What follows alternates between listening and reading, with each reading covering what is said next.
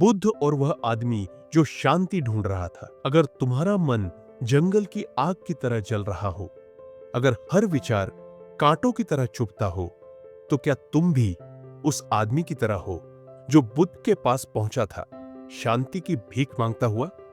लेकिन बुद्ध ने उसे कुछ दिया नहीं।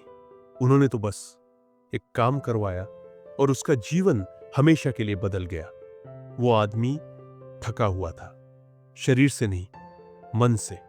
हर रात सोचों का तूफान आता और हर सुबह टूटे हुए सपनों के टुकड़ों को समेटकर फिर से जीने की कोशिश करता। वो अमीर नहीं था, लेकिन उसके पास इतना था कि पेट भर सके। वो गरीब नहीं था, लेकिन उसके पास वो नहीं था जो वो सबसे ज्यादा चाहता था, शांति। मैं अब और नहीं सह सकता, उसने कहा। मेरा मन मेरा दुश्मन बन गया है। और तब किसी ने उसे बताया, जाओ, बुद्ध के पास जाओ, वो तुम्हें जवाब देंगे। आदमी नंगे पांव तपते रास्तों पर चलकर बुद्ध के पास पहुंचा। भगवान, उसने कहा, मुझे शांति चाहिए। मेरे मन में हर समय युद्ध चलता है। मेरे विचार मुझे चैन नहीं लेने देते। कृपा करें, मुझे मुक्त करें। बुद्ध ने उसकी आंखों में देखा, बिना एक शब्द कहे। फिर मुस्कुराते हुए बोले, तुम्हें कुछ करना होगा। आज रात पास के जंगल में जाकर आग जलाओ और उस आग के सामने बैठो। बस इतना ही? आदमी ने पूछा। बुद्ध बोले, नहीं, एक काम और करना है।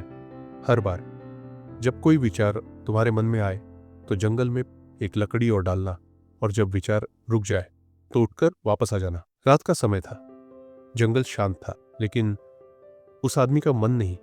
जैसे ही वो आग के पास बैठा, विचार आने लगे। तू फेल हो गया। क्यों जी रहा है तू? तेरा कोई मतलब नहीं इस दुनिया में। हर विचार पर वो एक लकड़ी डालता। धीरे धीरे आग बढ़ती रही और साथ में उसकी थकान भी। पर विचार थे कि थमते नहीं। वो चिल्ला पड़ा, रुको, बस करो। लेकिन विचार कहाँ सुनते हैं। उसने देखा, जितनी ज्यादा वो लकड़ी डाल रहा था, उतनी ही ज्यादा आग जल रही थी। उसने समझा, ये आग असली नहीं है, ये मेरे अंदर की आग है। और फिर उसने लकड़ी डालना बंद कर दिया। विचार आए, लेकिन अब उसने कोई प्रतिक्रिया नहीं दी।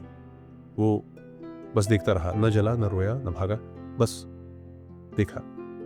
और धीरे धीरे, जैसे किसी जादू ने काम किया हो, विचार धीमे हो गए। सुबह हुई।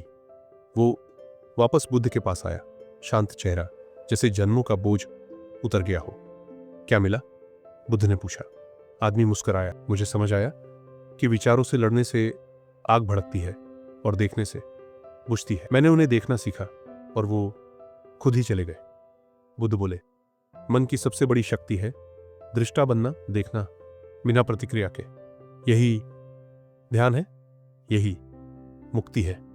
तो अगली बार जब तुम्हारा मन शोर करे, जब नकारात्मक विचार तुम्हें गिराने की कोशिश करे, तो याद रखना, वो आग तुम्हारे अंदर तब तक जलती रहेगी जब तक तुम लकड़ियां डालते रहोगे। देखो, बस देखो, और तुम देखोगे शांति कोई जगह नहीं है, वो एक दृष्टिकोण है।